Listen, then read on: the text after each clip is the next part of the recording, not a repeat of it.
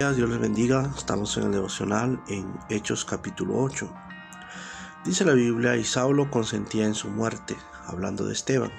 En aquel día hubo una gran persecución contra la iglesia que estaba en Jerusalén, y todos fueron esparcidos por las tierras de Judea y de Samaria, salvo los apóstoles. Y hombres piadosos llevaron a enterrar a Esteban e hicieron gran llanto sobre él. Y Saulo asolaba la iglesia y, entrando casa por casa, arrastraba a hombres y a mujeres y los entregaba en la cárcel. Ese era el testimonio de un hombre que estaba en contra de la iglesia, en contra de Dios.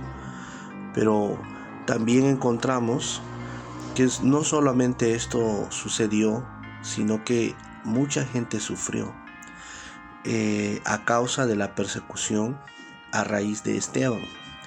Hombres y mujeres que eran arrastrados literalmente a la cárcel.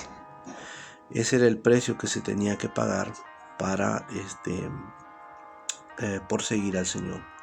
Pero la palabra del Señor seguía siendo predicada. En el versículo 4: pero los que fueron esparcidos iban por todas partes anunciando el evangelio. Entonces Felipe descendió a la ciudad de Samaria y les predicaba a Cristo. Y la gente unánime escuchaban atentamente las cosas que decía Felipe, y oyendo y viendo las señales que hacía, porque de muchos que tenían espíritu inmundo salían estos dando grandes voces, y muchos paralíticos y cojos eran sanados. Así que había gran gozo en aquella ciudad. Pero había un hombre llamado Simón que ejercía la magia en aquella ciudad y había engañado a la gente de Samaria, haciéndose pasar por algún grande. A este oían atentamente todos, desde el más pequeño hasta el más grande, diciendo: este es el gran poder de Dios. Y estaban atentos porque con sus artes mágicas les había engañado mucho tiempo. Pero cuando creyeron a Felipe, es decir, la enseñanza que anunciaba el evangelio del reino de Dios, el nombre de Jesucristo, y se bautizaban hombres y mujeres, también creyó Simón.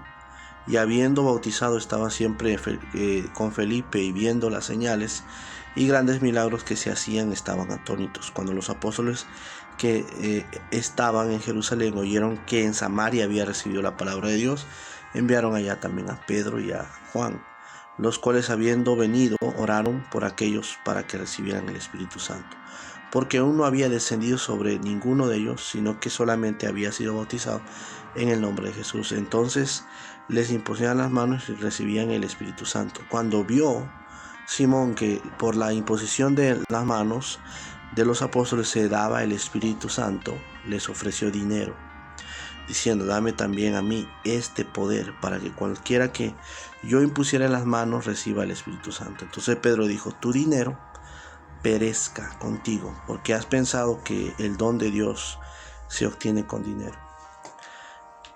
Mucho de lo que hacemos no se trata del dinero, se trata de la misericordia de Dios.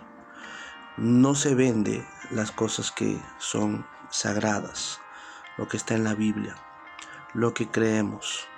No podemos ser cristianos que negocian con la fe, ni mucho menos sacarle provecho monetario a las cosas que decimos, o aprovecharnos de la gente. Es ahí donde viene la importancia de leer la palabra de Dios.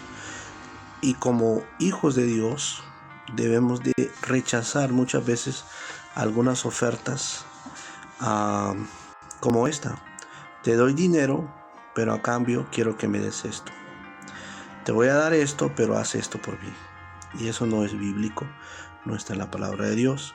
Y ahora eso Pedro dijo en el verso 20: tu dinero perezca contigo, porque has pensado que el don de Dios se obtiene con dinero.